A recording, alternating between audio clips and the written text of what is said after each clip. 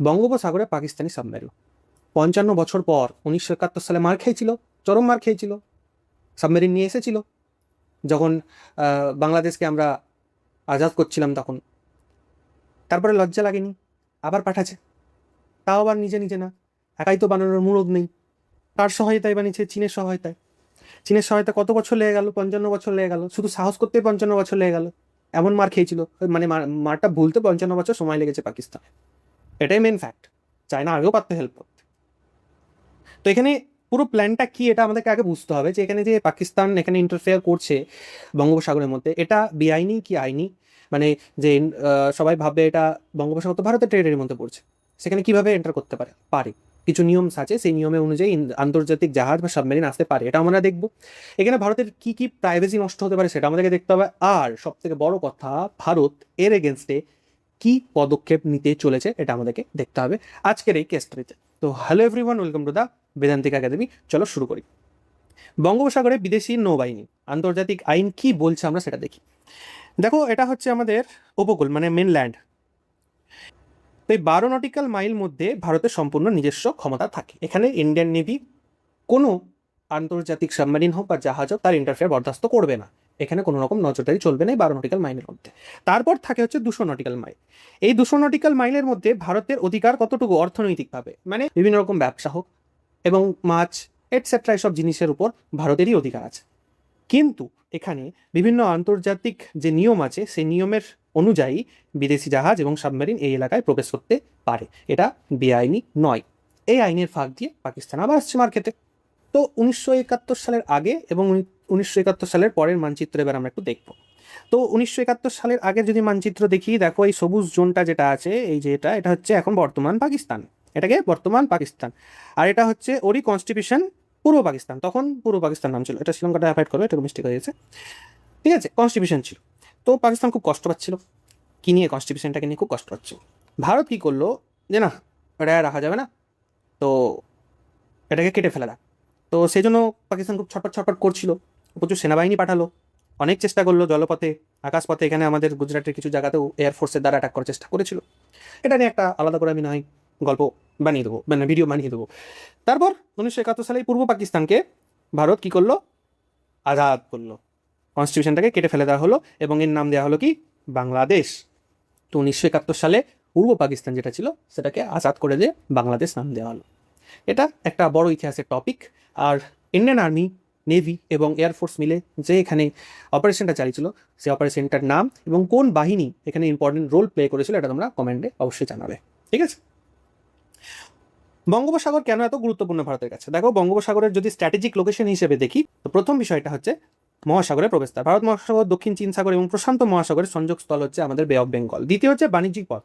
State of মালাক্কার মাধ্যমে বিশ্বের 1/3 সামুদ্রিক জাহাজ যাতায়াত করে। ঠিক। তারপরে হচ্ছে জ্বালানি নিরাপত্তা, চীনে তেল ও বাণিজ্যিকের মূল রুট এবং ভারতের কমান্ড হাব হচ্ছে আমাদের আন্দামান নিকোবর কমান্ড এবং এর প্রস্তাবিত যে আমাদের প্রজেক্ট চলছে গ্রেট নিকোবর প্রজেক্টকে নিয়ে। তো এই সিকিউরিটি প্যাচগুলো আমাদের এসে দাঁড়িয়েছে। এছাড়াও আমরা যদি দেখি ইসরো বা ডিআরডিও যে তাদের টেস্টিংগুলো করে, যেমন কিছুদিন আগে আমরা দেখলাম যে DRDO anti ballistic missile test করলো। সেটা কোথায় করলো? বঙ্গোপসাগরের উপকূলে উড়িষ্যার বালাসোরে। এটা নিয়েও ডিটেলস ভিডিও বানানো আছে। তো এই যে এই অঞ্চলগুলো ম্যাক্সিমাম আমাদের বে অফ বেঙ্গলের উপকূলবর্তী যে শহরগুলো আছে বা গ্রামগুলো আছে সেখানেই টেস্টিংগুলো করা হয়। তো এই ক্ষেত্রে একটা বড় সিকিউরিটি প্যাচ কিন্তু ভারতের কাছে হয়ে দাঁড়াচ্ছে।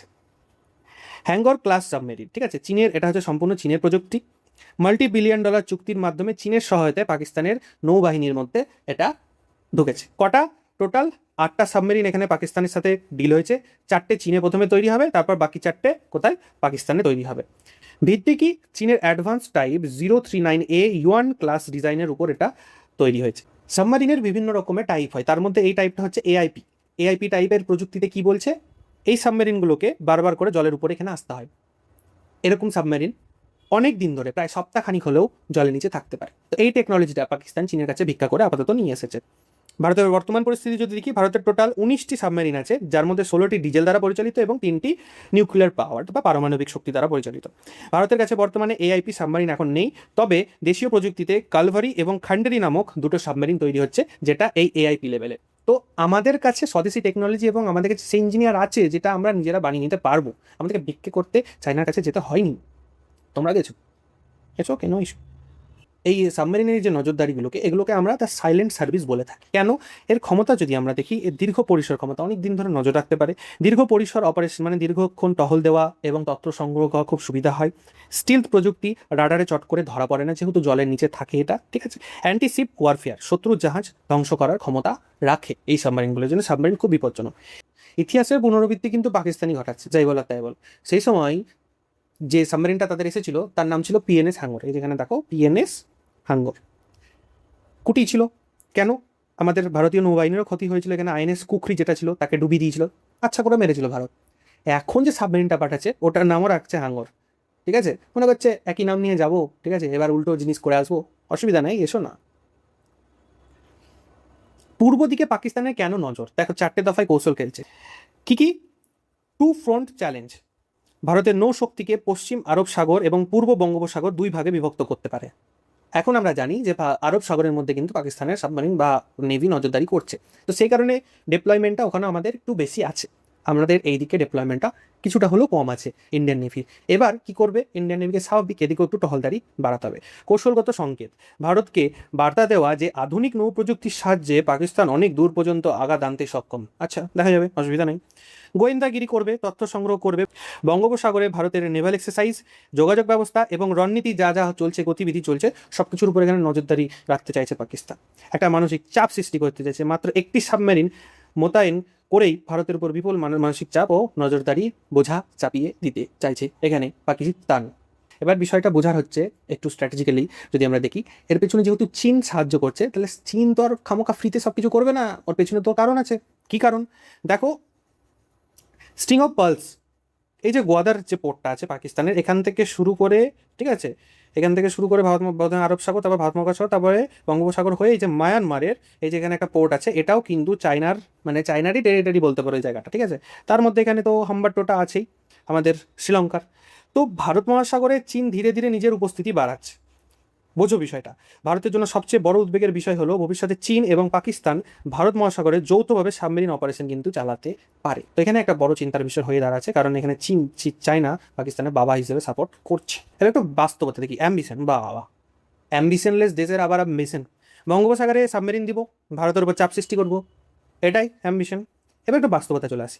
দূরত্ব, বিপুল দূরত্ব। করাচি থেকে বঙ্গোপসাগরের দূরত্ব অনেকটাই। আরব সাগর, ভারত মহাসাগর ক্রস করেও আসতে হবে, আস্তে আস্তেই তো ডিজেল শেষ হয়ে যাবে। লজিস্টিক সাপোর্টে দেখো, সাবমেরিনের মধ্যে যারা থাকবে ক্রু মেম্বার, তাদের তো ডিউটি রোটেশন হবে। মেন কথা, তাদের তো খাবার দাবার লাগবে বা মেনটেন্যান্সের বিষয় আছে, যে যেমন দেখো দীর্ঘ দূরত্বের জন্য সাপোর্ট লেভেল, ক্রু রোটেশন এবং বিদেশি বন্দরে এই সমস্ত সবকিছু ব্যবস্থা নেই। এখন যদি পাকিস্তানের একটা সাবমেরিন আমাদের বিশাখাপট্টনামে এসে বলে যে আমাদের কলা লাগবে, দুধ লাগবে, ডাল লাগবে, গম লাগবে, ভারত কি দিবে? না ওখানে ধরে কুটিয়ে দেবে। ব্যাপারটা বুঝো, কারণ 12 নটিক্যাল মাইলস যেটা আছে ওটা ভারতের একদম মানে নিজের প্রাইম জোন, যেতে পারবে না। এবং বিদেশি এখানে মিয়ানমারের কাছে যাবে, মিয়ানমারের কাছে সেই টেকনোলজি নেই যেখানে সার্ভিসিং করে দেবে সেখানে। ব্যাপারটা বোঝো, হয়তো খাবার দাবার পেয়ে যাবে সেখান থেকে। তারপর হচ্ছে অর্থনৈতিক সংকট, চরম মুদ্রাস্ফীতি। একেই তো তুমি গরিবিতে ভুগছো, দুর্বল অর্থনীতির কারণে এই ধরনের ব্যয়বহুল মিশন দীর্ঘকালীন পাকিস্তান চালাতে পারবে না। এটি সম্ভবত একটি সামরিক প্রদর্শন, কি সিগন্যাল দিচ্ছে ভারতকে, দেখো আমরাও পারি, কিন্তু অতটা সম্ভব না। হ্যাঁ, এবার যদি চীন অন্যরকম সেখানে স্ট্র্যাটেজি অ্যাপ্লাই করে, খরচপত্র করে, সেটা আলাদা বিষয় হয়ে দাঁড়াচ্ছে। ভারতের পাল্টা কৌশল, ঠিক আছে, অ্যান্টি সাবমেরিন ওয়ারফেয়ার আমাদের কাছেও আছে। এই যে বোয়িংয়ের PI নেপচুন এয়ারক্রাফট রাডার, এটা আধুনিক প্রযুক্তির মাধ্যমে জলের নিচে থাকা সাবমেরিনকেও কিন্তু এখানে ডিটেক্ট করতে পারে। আন্দামান নিকোবরে আমাদের প্রজেক্ট চলছে, এখানেও বড় বড় সেন্সার লাগানো হচ্ছে যাতে জলের নিচে অ্যাক্টিভিটি সবকিছু আমরা ডিটেক্ট করতে। আমাদের দেশীয় AIP সাবমেরিনও কিন্তু ভারত খুব তাড়াতাড়ি ইন্ডিজিনিয়াস পদ্ধতিতে তৈরি করছে। তো এই বিষয়ে আমাদেরকে ভয় পাওয়ার কিছু নেই। হ্যাঁ, একটা মানসিক চাপ তো সৃষ্টি হচ্ছেই, কারণ ওখানে আমাদের বিভিন্ন স্ট্র্যাটেজিক, আমাদের যে নৌবাহিনীর সেখানে যুদ্ধ কৌশল প্র্যাকটিসপত্র অনেক কিছুই হয় আমাদের বঙ্গোপসাগর। তো এই ছিল আজকে সিম্পল কেস স্টাডি পাকিস্তানকে নিয়ে। যদি আরও কিছু জানার থাকে, যেমন 1971 কী হয়েছিল, যদি জানতে চাও তো প্লিজ কমেন্ট করো, আমি এটা নিয়ে আলাদা করে ভিডিও বানিয়ে দেবো। আশা করি বুঝাতে পেরেছি। ভালো লাগলে অবশ্যই সাবস্ক্রাইব করবে, লাইক করবে, শেয়ার করবে। Thank you. Follow Vedantik academy for more updates.